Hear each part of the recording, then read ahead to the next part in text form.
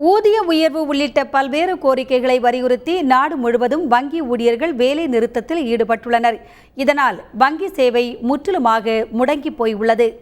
25% ஊதிய உயர்வு வழங்க கோரி நாடு முழுவதும் உள்ள 85,000 வங்கி கிளைகளைச் சேர்ந்த 10 லட்சம் ஊழியர்கள் இன்று ஒருநாள் அடையாள வேலை நிறுத்த போராட்டத்தில் ஈடுபட்டுள்ளனர்.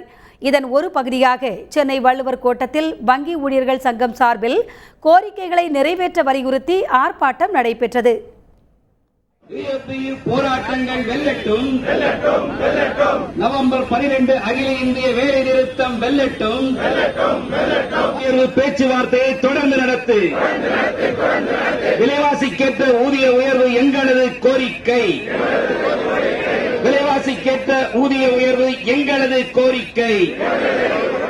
அகில இந்திய வங்கி கூட்டமைப்பின் பொதுச் செயலாளர் வெங்கடாச்சலம் தலைமையில் நடைபெற்ற இந்த ஆர்ப்பாட்டத்தில் ஏராளமான வங்கி ஊழியர்கள் கலந்து கொண்டனர்.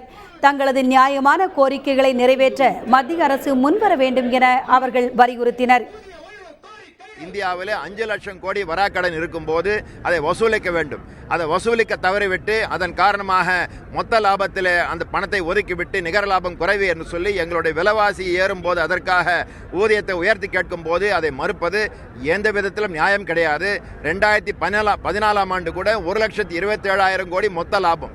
ஆனால் நிகர லாபமாக 37,000 கோடி மட்டுமே அறிவித்திருக்கின்றார்கள். காரணம் 90,000 கோடி இது போன்று வராக்கடன் போன்ற மற்ற செலவினங்களுக்காக ஒதுக்கீடு செய்திருக்கின்றார்கள். அதற்கு ஊழியர்கள் அதிகாரிகள் பொறுப்பு கிடையாது என்பதை உணர்ந்து எங்கள் கோரிக்கை நியாயமானது. பேச்சுவார்த்தை மூலமாக முடிக்க தயாராக இருக்கின்றோம்.